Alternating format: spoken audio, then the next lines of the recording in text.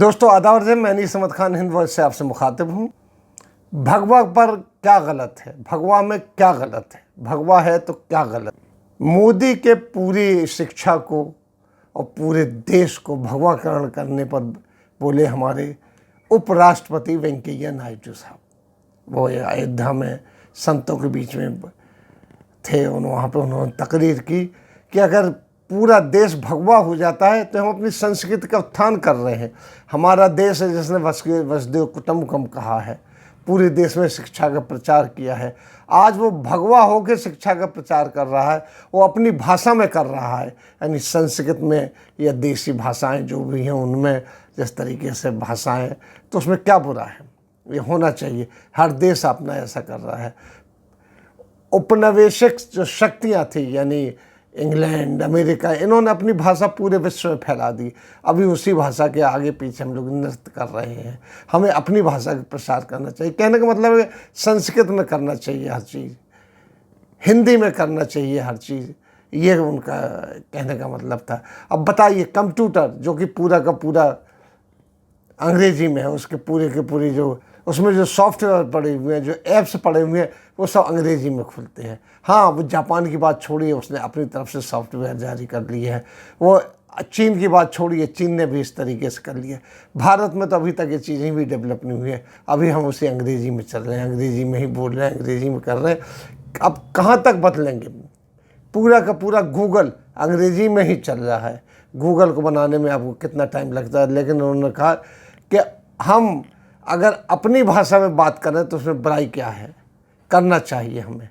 ये उन्होंने शिक्षा, ये पुरानी बात, मतलब एक चीज़ से चली आ रही है और एक मतलब डक्या नफसी, जिसके ऊपर पूरे के पूरे एक झगड़ा मचा हुआ है। क्योंकि मोदी जी जो है वो पूरे देश का भगवाकरण करना चाहते हैं। वो जो भाषा है यानी संस्कृत, इसके अलावा भी उनको पता नहीं वो भगवाकरण में क्या क्या चीज़ लाएंगे। लेकिन हाँ, विश्व गुरु बनने में वो चाहते हैं कि हमारी जो संस्कृति है वो विश्व में पहुँचे। लेकिन हमारे जहाँ वसुदेव कुटुंबकम की बात थी तो वहाँ कहीं भी हम अपना कपड़े, वस्त्र या इत्यादि लेके नहीं पहुँचे हैं। हम गए उन्हीं में रच बस गए और उन्हीं की बातों में हमने अपनी बातें की और यहाँ तक पहुँचे हैं। विवेकानंद से लेके अब किसी को भी देख लीजिए, उन्होंने बस क्या, ठीक अपने कपड़े पहन के, वस्त्र पहन के गए, लेकिन उन्होंने नाटक नहीं किया। मोदी जी सूट पहन के जाते हैं, विदेशों में सूट पहने रहते हैं, और भी लोग सूट पहन के जाते हैं। खुद वेंकैया नायडू जब विदेशों में जाते हैं तो वहाँ की ड्रेस पहनते हैं।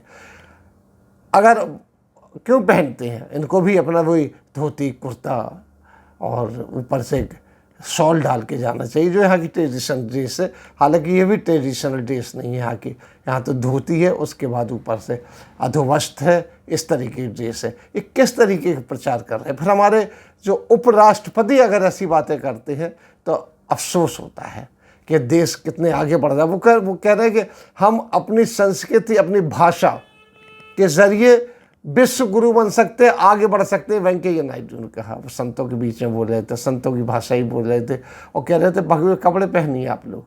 अब एक झगड़े की नई जड़ शुरू हो जाएगी, भगवे कपड़े। अब कौन सा अगर यूथ है, जैसे स्कूल में कहा जाएगा तो मैं भगवा पैंट, भगवा शर्ट पहन के जाना है स्कूल में, भगवा कपड़ा अधोवस्त्र डाल के जाना, तो कौन तैयार होगा? या धोती पहन के जाना, भगवा इस तरीके से मुड़ा के आपको शिखा रखना है, वो कौन से आदमी, कौन सा बालक स्वीकार करेगा इसको? और हम एडवांस है, हम आगे की तरफ बढ़ रहे हैं, हमें विश्व से टक्कर लेना है। हम अपनी संस्कृति उनके ऊपर, कौन सी संस्कृति अपनी उनके ऊपर थोपना चाह रहे हैं, ये सोचने वाली बात है। इसको सोचना ज़रूरी है।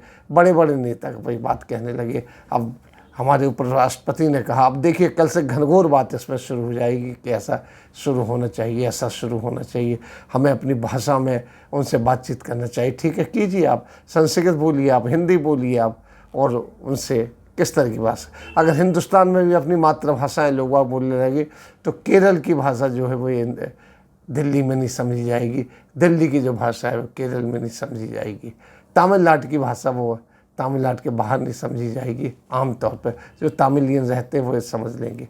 इस तरीके से एक विवाद, नया विवाद पैदा हो जाएगा।